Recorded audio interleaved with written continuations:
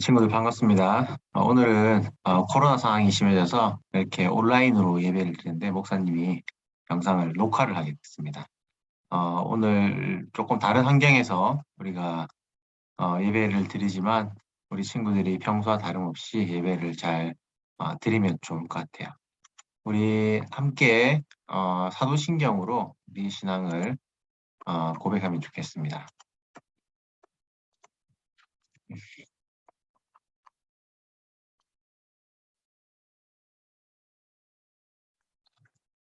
나는 전능하신 아버지 하나님, 천지의 창조주를 믿습니다. 나는 그의 유일하신 아들, 우리 주 예수 그리스도를 믿습니다.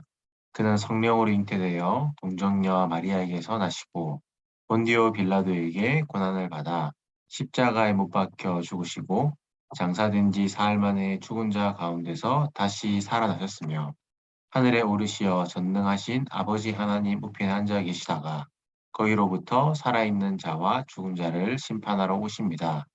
나는 성령을 믿으며 거룩한 공교회와 성도의 교제와 죄를 용서받는 것과 몸의 부활과 영생을 믿습니다. 아멘.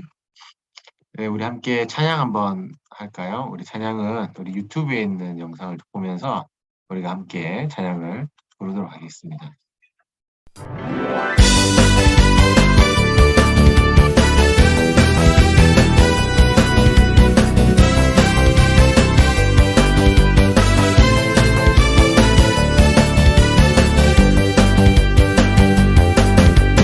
천국은 마치 따뜻한 주인 보화 땅 속에 묻힌 아무도 모르는 보석. 천국은 마치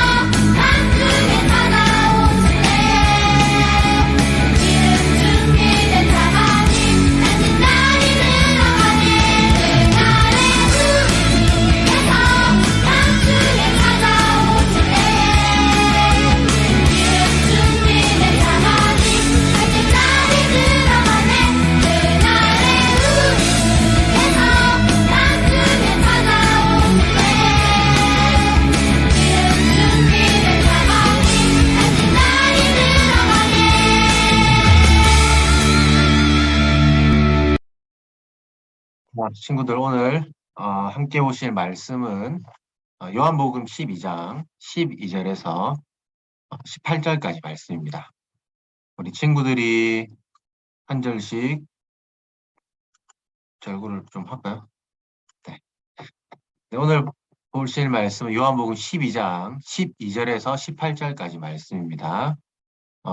우리 늘 하던 대로 목사님이 한 절 읽고 우리 친구들이 읽고 그렇게 할게요. 네, 목사님 먼저 읽습니다. 그 이튿날에는 명절에 온 큰 무리가 예수께서 예루살렘으로 오신다는 것을 듣고 종려나무 가지를 가지고 맞으러 나가 외치되 호산나 찬송하리로다 주의 이름으로 오시는 이 곧 이스라엘의 왕이시여 하더라. 예수는 한 어린 나귀를 보고 타시니 이는 기록된 바 시온의 딸아 두려워하지 말라 보라 너의 왕이 나귀 새끼를 타고 오신다 함과 같더라. 제자들은 처음에 이 일을 깨닫지 못하였다가 예수께서 영광을 얻으신 후에야 이것이 예수께 대하여 기록된 것임과 사람들이 예수께 이같이 한 것임이 생각났더라. 나사로를 무덤에서 불러내어 죽은 자 가운데서 살리실 때에 함께 있던 무리가 증한지라. 함께 읽겠습니다. 이에 무리가 예수를 맞음은 이 표적 행하심을 들었음이러라. 아멘. 자, 하나님 사랑.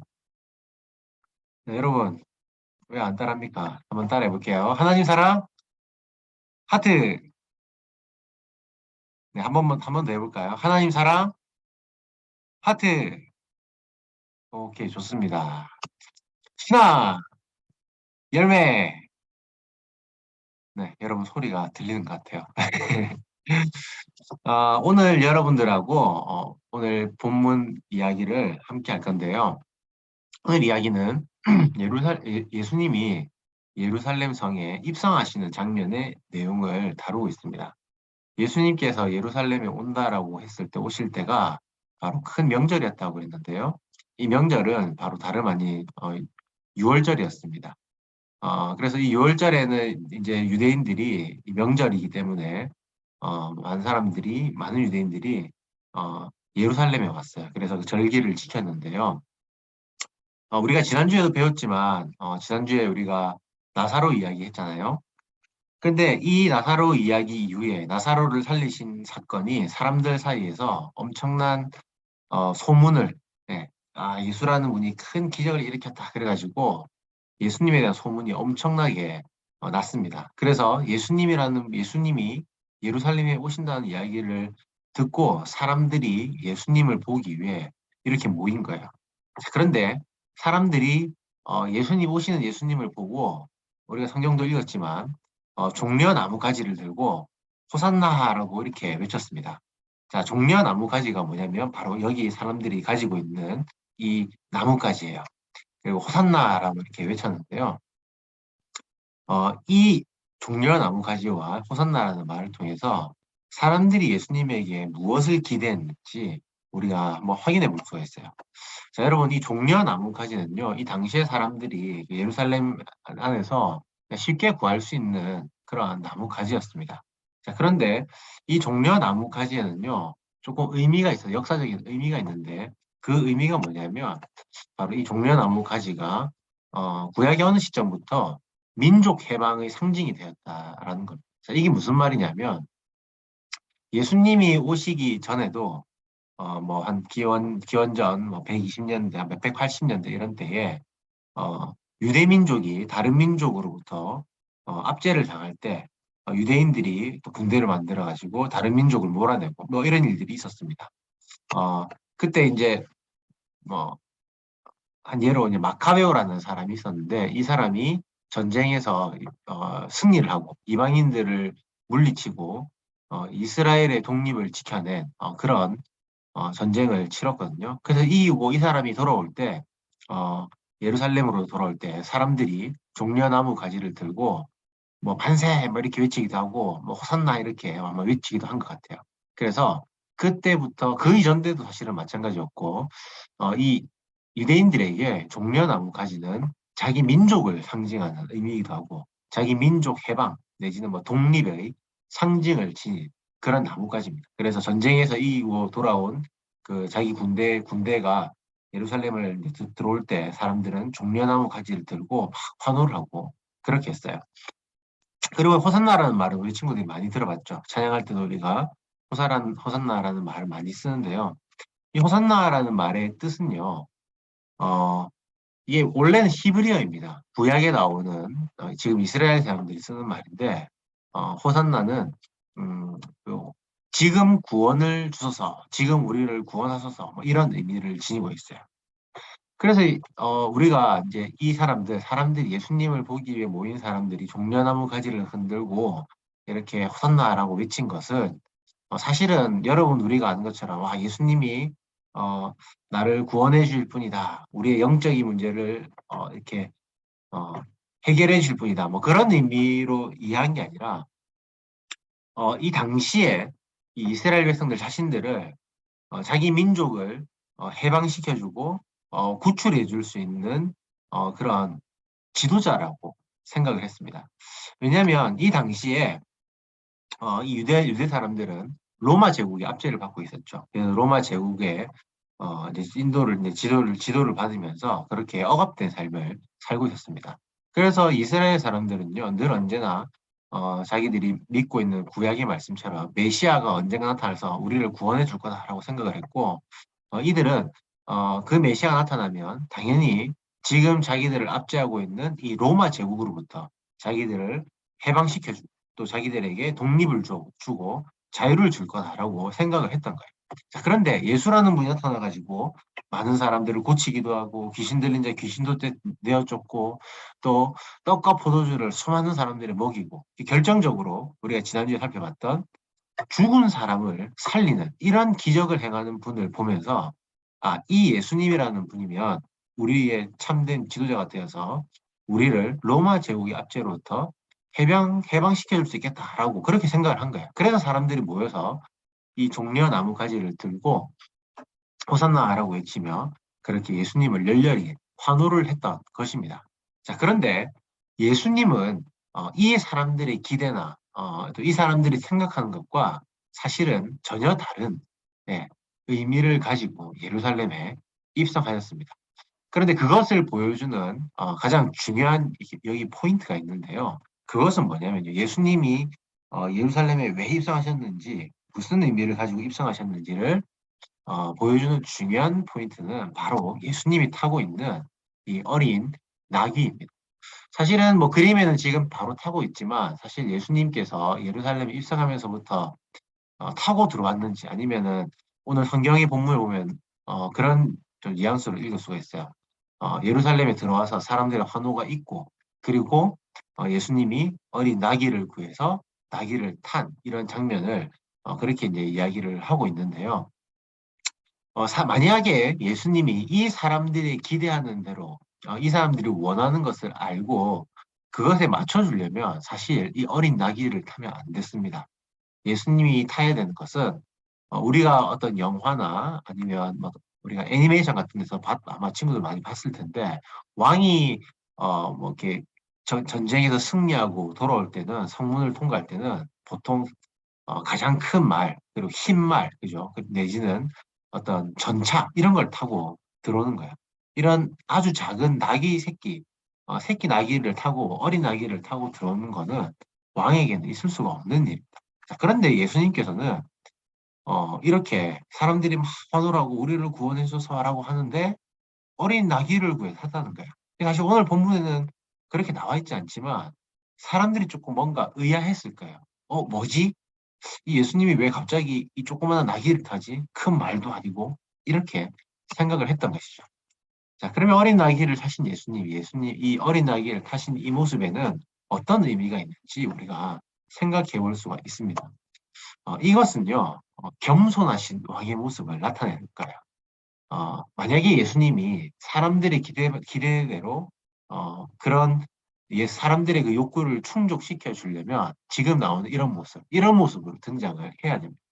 하지만 예수님은 그러지 않으셨죠. 그런데 왜 예수님께서 이렇게 어린 나귀를 사셨냐면, 그 이유는 바로 예수님이 구약에 나온 말씀, 즉 그 예언을 예수님이 성취하시기 위함이었습니다.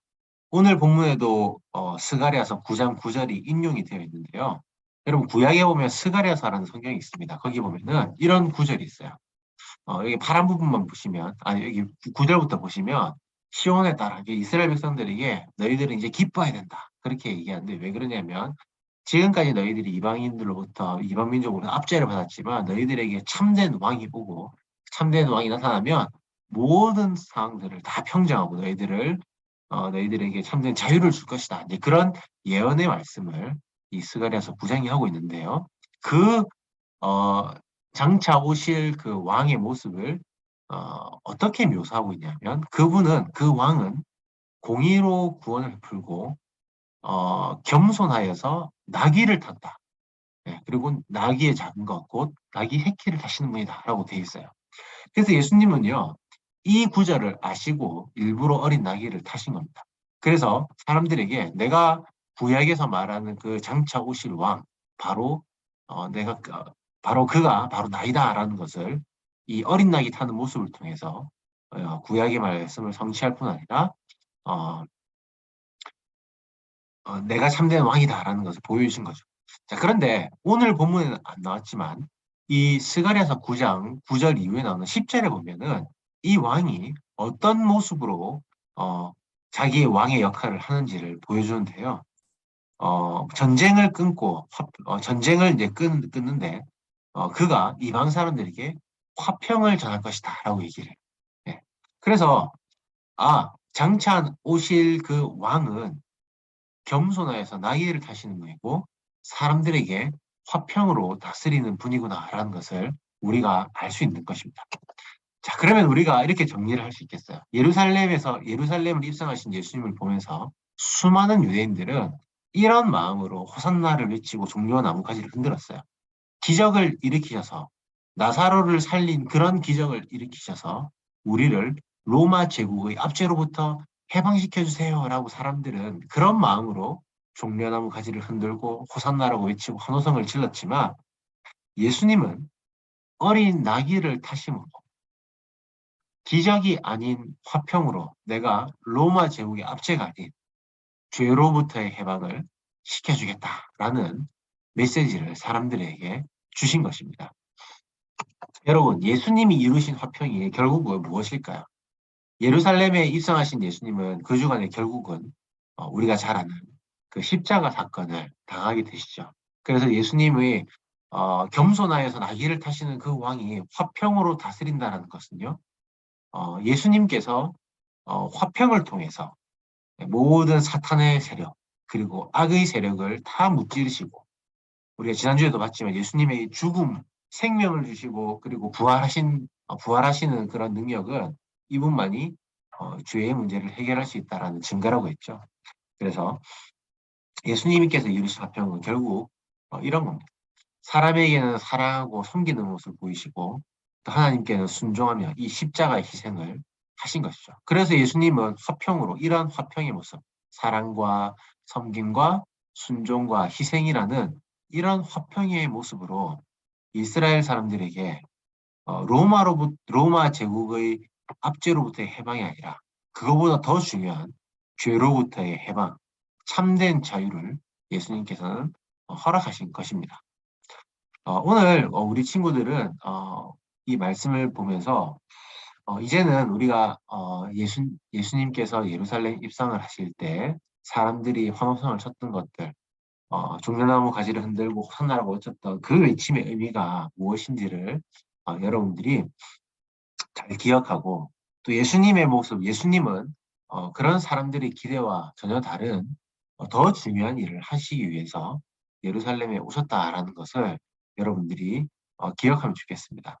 우리 친구들 이렇게 말씀을 적용할 수 있을 것 같아요. 우리 친구들은 우리가 신앙생활하면서 우리가 여러분들이 왜 예수님을 믿습니까?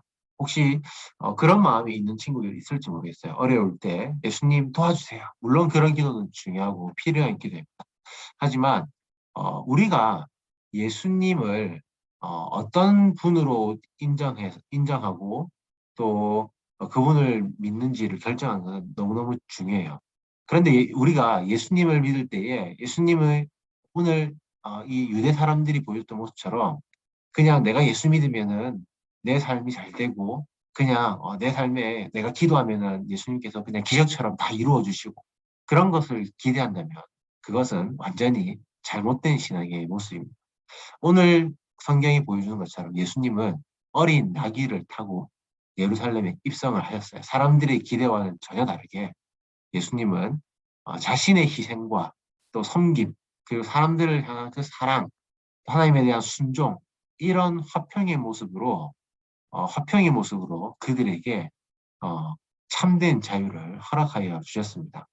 바라기는 우리 친구들이 음, 우리가 예수님을 기억하고 우리가 신앙생활할 때 기적을 바라고 뭔가 내가 기도했을 때 하나님이 뭐 탁탁 이루어주고 그런 모습으로 그런 생각으로 신앙생활하는 것이 아니라 어떻게 하면 내가 예수님을 더 닮을 수 있을지 나도 예수님처럼 이런 화평의 모습으로 예수님을 닮은 삶을 살아야겠다라는 그런 마음으로 신앙생활을 하면 더 좋지 않을까 그런 생각을 해봅니다.